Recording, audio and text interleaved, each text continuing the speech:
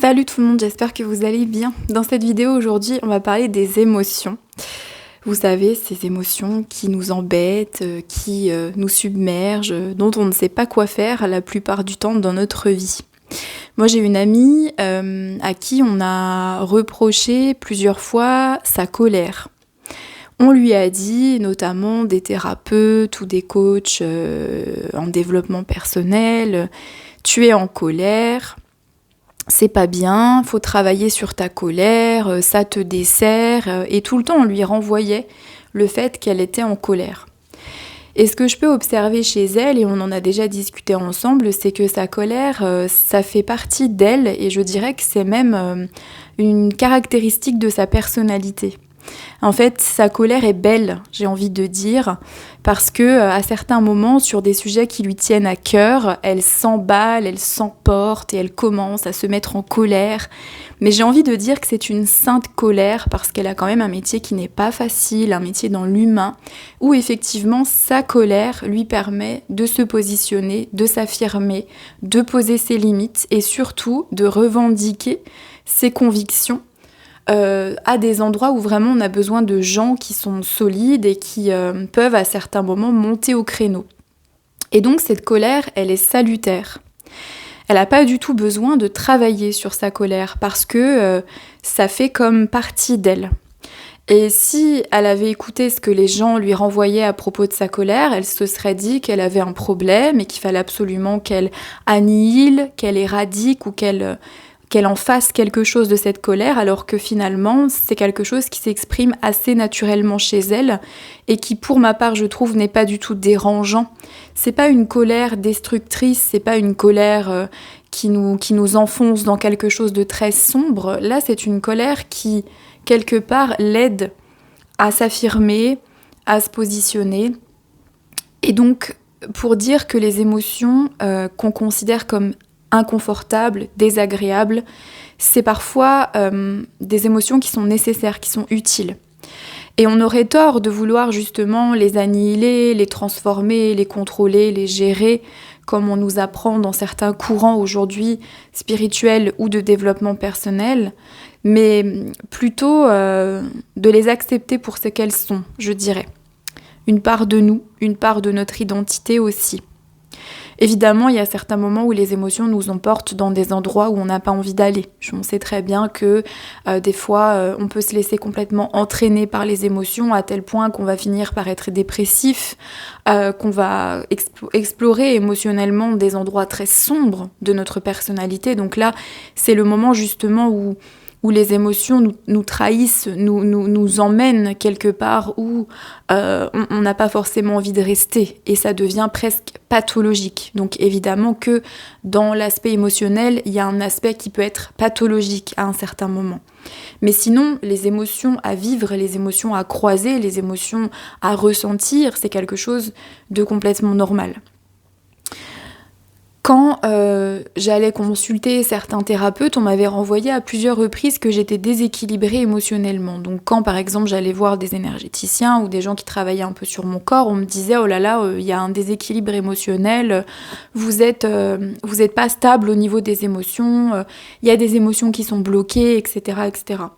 Moi j'entends le concept de déséquilibre émotionnel, mais je suis pour autant pas tellement d'accord avec ça parce que quand on dit à quelqu'un qu'il est déséquilibré émotionnellement, c'est comme lui dire en fait vous êtes humain. Parce que je connais pas une personne qui n'a pas ce qu'on appellerait un déséquilibre émotionnel dans le sens où les émotions c'est forcément déséquilibré parce que c'est très changeant, parce que ça monte, ça descend, enfin c'est pas linéaire en fait. Si on est en mode électroencéphalogramme plat, ça veut dire que on est vraiment complètement sans émotion, presque sans vie. Je dirais que les émotions, pour moi, c'est vraiment associé à la vie, c'est associé au mouvement, c'est associé au changement. Donc c'est à vivre.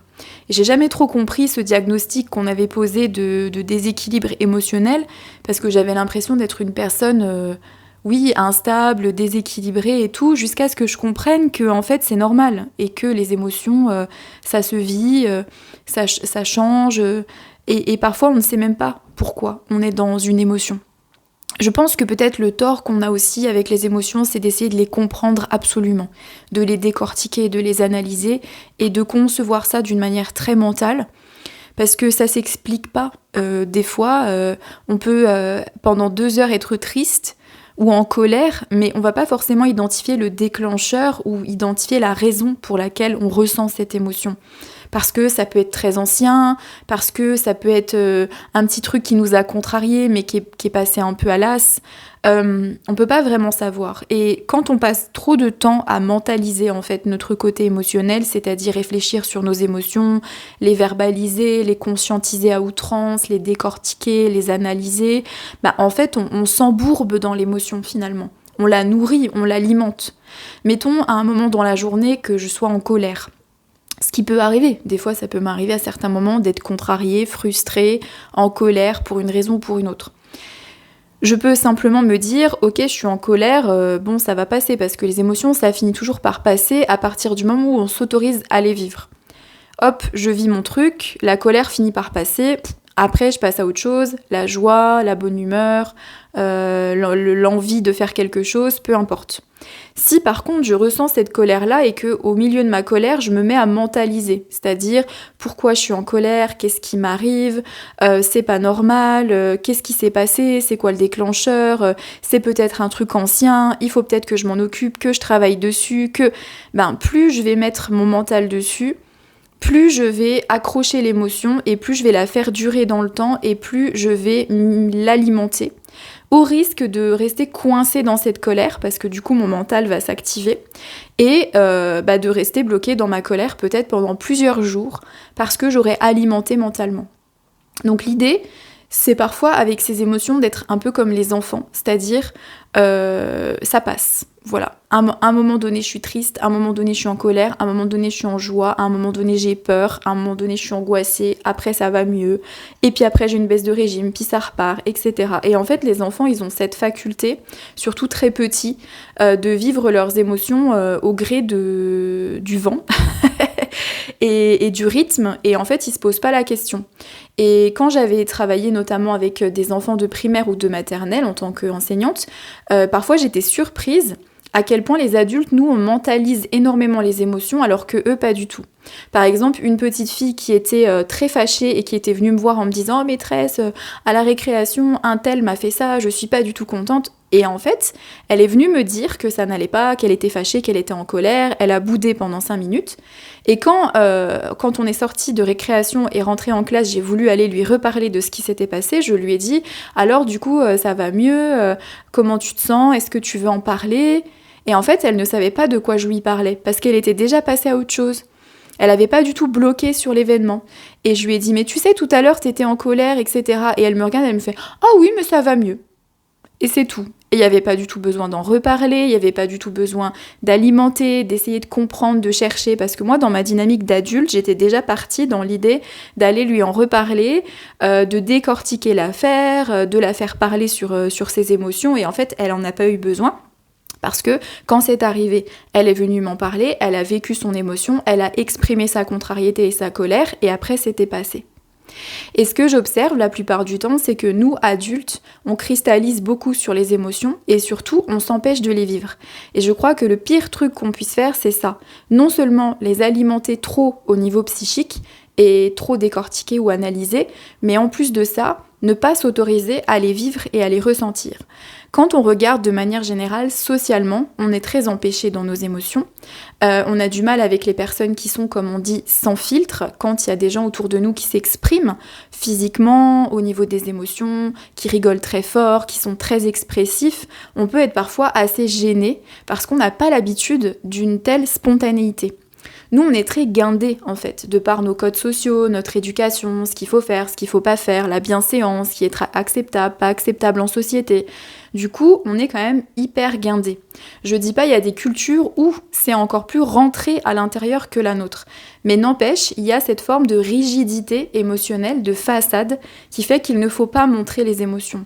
Parce que ça peut gêner les autres, parce que les autres ne savent pas comment réagir. Imaginez, vous êtes au travail et d'un seul coup, vous avez une collègue qui explose et qui se met à pleurer. Il y a pas mal de personnes autour de vous qui vont potentiellement être gênées et peut-être que vous-même, vous allez vous dire « Oh là là, elle se met à pleurer, qu'est-ce qu'il faut que je fasse ?» Quand on laisse exprimer les émotions, souvent, on a ce mouvement un peu de oh, « Qu'est-ce qui se passe? Qu'est-ce qu'il faut que je fasse ?» Complètement perdu, pas savoir comment agir, comment accueillir aussi l'émotion de l'autre. Tout ça, c'est des choses qui sont assez compliquées de manière générale. On peut tous être gênés par notre propre émotion ou par l'émotion de l'autre. Et c'est vrai qu'on n'a toujours pas vraiment franchi ce cap-là.